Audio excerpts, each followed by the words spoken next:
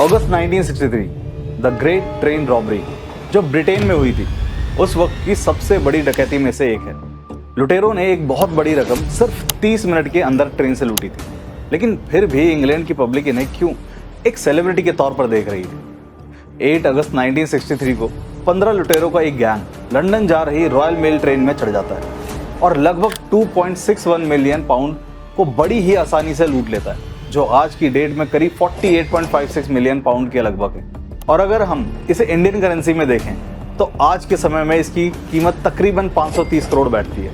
अब आप खुद अंदाज़ा लगा सकते हैं कि उस वक्त कितने ज़्यादा पैसे लूटे गए थे। इस ट्रेन को लूटने वाले 15 में से 12 चोर पकड़ तो लिए गए, लेकिन फिर भी पुलिस उनसे 2.61 मिलियन पाउंड का केवल 10% ही रिकवर कर पाई। बाकी के 90% कहाँ गए, इसके बारे में कहानी में आपको आगे पता चलेगी। हाय, दिस इज दीपक देव और आज मैं आपको उस डकैती की पूरी कहानी को बड़ी ही बारीकी से बताने वाला हूँ। तो चलिए शुरू करते हैं।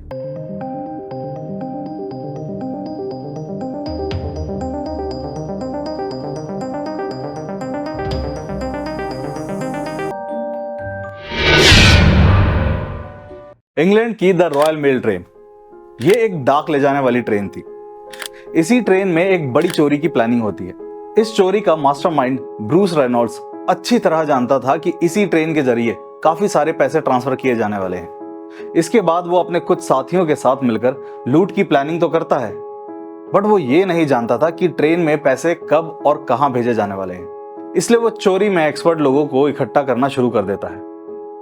कुछ समय बाद उसे ऐसे 15 लोग मिल भी जाते हैं और उनके नाम थे Gordon Goody, Buster Edwards, Charlie Wilson, Roy James, John Daly, Jimmy White, Ronnie Biggs, Tommy Wisbey, Jim Hussey, Bob Welch and Roger गॉडरे।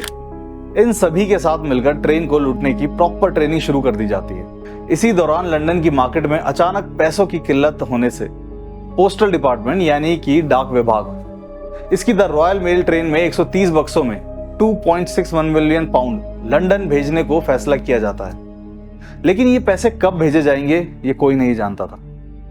अब कहानी में एंट्री होती है एक हिडन इनसाइडर यानी कि मुखबिर की, जो ये खबर पहुंचाता है कि ट्रेन कब और कहां आएगी।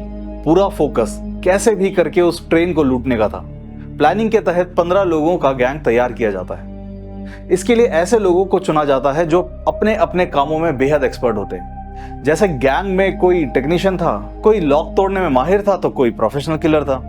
फाइनली वो दिन भी आ जाता है जब ट्रेन लूटी जानी थी और उधर इस ट्रेन में डाक सामग्री के साथ 2.61 मिलियन पाउंड से भरे 130 बक्से को रखकर लंदन के लिए रवाना कर दिए जाते हैं। इसकी पूरी जानकारी चोरों को उसी मुखबिर से मिलती है कि आज शाम 7 बजे ट्रेन ग्लासगो से लंदन जाने वाली है। 12 घंटे का सफर तय करने के बाद सुबह 7 बजे लंदन पहुंच जाएगी। इस ट्रेन में 12 कोचेस में डाक विभाग के सामान के अलावा 2 कोचेस ऐसे होंगे जिनमें सारे पैसे रखे जाएंगे।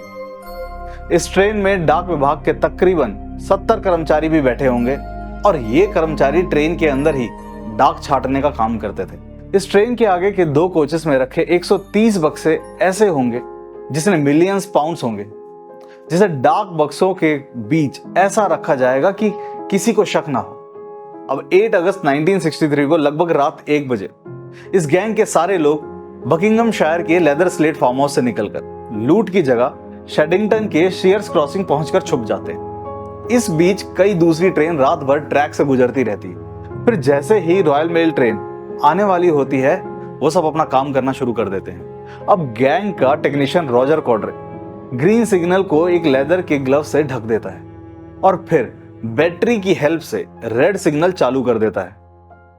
फाइनली रात 3 बजे ट्रेन शेडिंगटन विलेज पहुंच जाती है। दूर से जब लोको पायलट यानी ट्रेन ड्राइवर की नजर रेड सिग्नल पर पड़ती है तो उस वक्त रेड सिग्नल होने की उसे कोई वजह नजर नहीं आ रही थी, बट रेड सिग्नल देखकर वो ट्रेन को रोक लेता है। ट्रेन के को इंजीनियर डेविड विटबी सिग्नल की जांच करने के लिए ट्रेन से नीचे उतरते हैं। जब वो सिग्नल के करीब पहुंचते हैं तो ये देखकर दंग रह जाते हैं कि ग्रीन लाइट को एक लेदर के ग्लव से ढका गया है। इसके अलावा एक डिवाइस के साथ 6 वोल्ट की बैटरी भी लटकी हुई है जिससे रेड लाइट जल गई थी। ये देखते ही वो तुरंत ट्रेन में वापस जाने को मुड़ता है कि तभी छुपे बैठे गैंग के लोग अचानक से बाहर आकर को इंजीनियर डेविड विडबी को पकड़कर उससे कहते हैं, अगर तुम चीखे तो हम तुम्हें जान से मार डालेंगे। और उधर ट्रेन का ड्राइवर ट्रेन रोककर को इंजीनियर डेविड विडबी के वापस आने का इंतजार कर रहा होता है। तभी अचानक 15 लोगों में से कुछ लोग ट्रेन में चढ़ जाते हैं और 2 लोग ड्राइवर जैक मिल्स के केबिन में घुस जाते हैं। उन्हें देखते ही ट्रेन ड्राइवर उनसे लड़ने लगता है। तभी रोनाल्ड एडवर्ड एक लोहे की रॉड से ड्राइवर के सिर पर तब तक वार करता जाता है जब तक कि ट्रेन ड्राइवर जैक मिल्स बेहोश ना हो जाए। अब प्लानिंग के मुताबिक इसके आगे ट्रेन गैंग के एक आदमी को चलानी थी, लेकिन जब उस शख्स को यह फील होता है कि पैसेंजर ट्रेन से मेल ट्रेन चलाना कई ज्यादा मुश्किल है, तब ट्रेन चलाने के लिए बेहोश पड़े ड्राइवर जैक मिल्स को होश में लाया जाता है। अब बाकी के गैंग मेंबर्स सिर्फ एक लोहे की रॉड लेकर ट्रेन के उस डब्बे की तरफ जाने लगते हैं जहां पैसे रखे होते। उस डब्बे में पहुंचकर वो देखते हैं कि 130 बक्से में तो लॉक भी लगा है। इस बात का अंदाजा उनको पहले से ही था। फिर बिना किसी शोर शराबे के शांत गति से चलती ट्रेन के अंदर, जिसमें 70 कर्मचारी मौजूद थे, उनके बीच इतने सारे पैसों को बड़ी आसानी से लूट लेता है। पैसे वाले कोचेस में मौजूद 70 कर्मचारी को डराया धमकाया जाता है। इस बीच रॉय जॉन जेम्स पैसे वाले आगे के दोनों डिब्बों को बाकी के रेल डिब्बों से अलग कर देता है।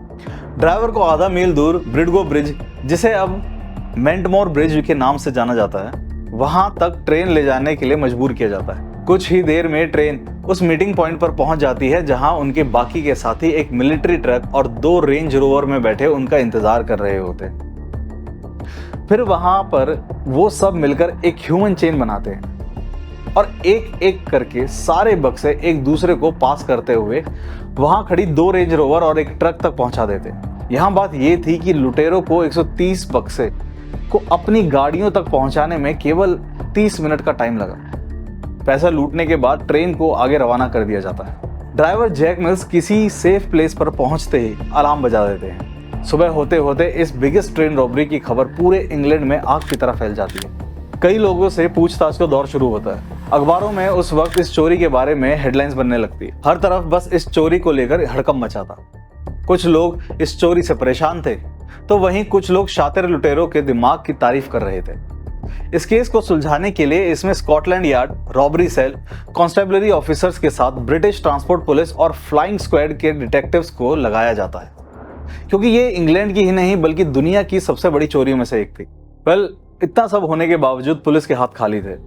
दिन बीतते जा रहे थे, पुलिस पर प्रेशर बढ़ता जा रहा था। स्कॉटलैंड यार्ड के ऑफिसर्स के लिए ग्रेट ट्रेन रॉबरी केस को सुलझाना लगभग इम्पॉसिबल माना जा रहा था, क्योंकि पुलिस के हाथ अब तक कोई सॉलिड एविडेंस नहीं लग पाया था। चोरों ने भी मास्क पहन रखे थे, इसलिए उनकी पहचान भी नहीं हो पा रही थी। सबके दिमाग में एक ही सवाल घूम रहा था कि आखिर चोर इतना सारा पैसा लेकर कहां जा सकते हैं। अब पुलिस भी इसी पॉइंट को लेकर सुराग ढूंढने में जुट जाती है। इसके कुछ समय बाद ब्रिटिश ट्रांसपोर्ट पुलिस को एक आई विटनेस बताता है कि ट्रेन से उतरते समय एक नकाबपोश शख्स ने दूसरी बोगी में बैठे एक कर्मचारी से कहा था कि उनके जाने के 30 मिनट बाद तक कोई पुलिस को फोन ना करना, वरना अंजाम अच्छा नहीं होगा। अब पुलिस का शक यकीन में बदल जाता है कि 30 मिनट के दायरे में जरूर चोरों का यहीं कहीं आसपास ही ठिकाना होगा।